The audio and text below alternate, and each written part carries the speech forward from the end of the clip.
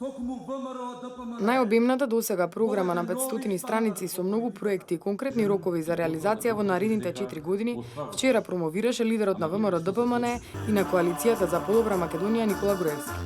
Повисоки плати, повисоки пензии, 600 милиони евра за земјоделски субвенции, нови автопатишта, пруги, нови енергетски капацитети, поголема финансиска поддршка за компаниите, како и многу поволности за започнување бизнис и намалување на невработеноста, се дел од проектите во програмата Реално 2017-2020, работа, сигурност, напредок.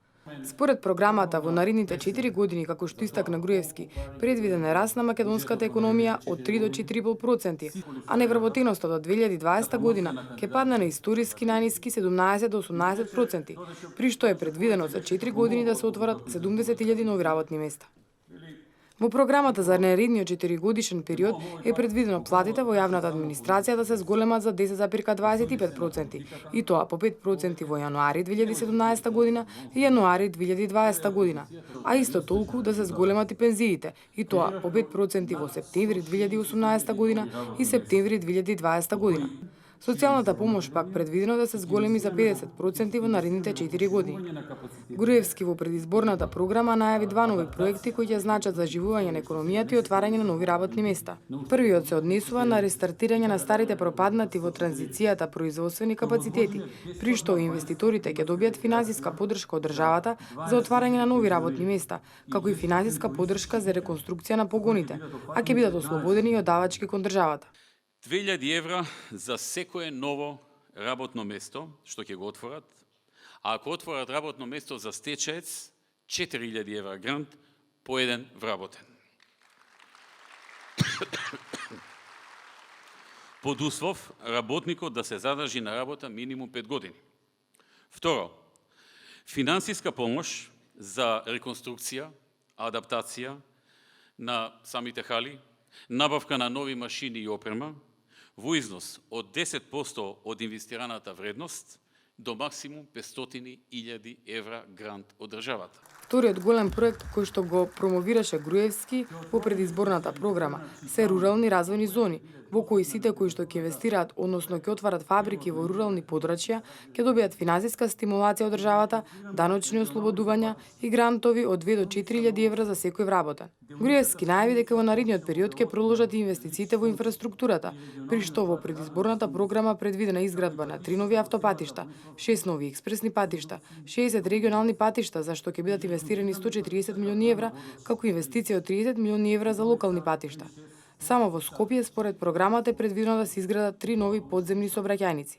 Во програмата се предвидени инвестиции во железницата, односно набавка на 5 нови возови, 3 локомотиви, инвестиција од 30 милиони евра, 70 канализациони и водоводни мрежи и 580 станови за социјално загрозените. Освен продолжување на проектот Купи куќа за млади, во наредните 4 години во предизборната програма на Коалицијата за подобра Македонија има и нов проект наречен Купи куќа за над 36 години, со поволности за нов дом за лица над 36 годишна возраст. Меѓу проектите предвидени во програмата се и веќе промовираниот проект Од град во село за нов почеток, каде граѓаните кои што ќе се вратат во селата ќе добијат големи стимулации и поволности од државата, како и отварање на нови рудници, нови енергетски капацитети и завршување на изградбата на примарната гасификација во целата држава до 2020 година. Во здравството, па како што и веќе беше претходно најавено, во наредниот 4-годишен период во програмата се предвидени инвестиции од 33 милиони евра за набавка на нови 3700 апарати за болниците, изградба на нов клинички центар во Скопје, клиничка болница во Штип и изградба и реконструкција на голем дел од болниците низ државата. Во програмата предвидена изградба на 18 нови училишта, 140 градинки, 78 спортски сали и 3 нови студентски домови. Груевски порача дека граѓаните на 11 декември ќе гласаат за проектите кои ВМРО-ДПМН и во изминатиот период успешно ги реализираше, а со конкретни рокови планира и во наредните 4 години, а не за политиките на Зоран Заев, кој што како истакна Груевски се залага за двојазичност и кантонизација и подолба на Македонија.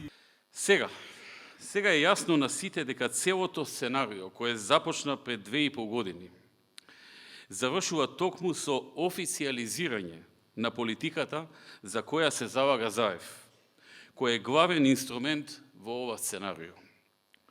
11 декември е ден кога граѓаните референдумски ќе излезат и ќе гласаат против ова сценарио.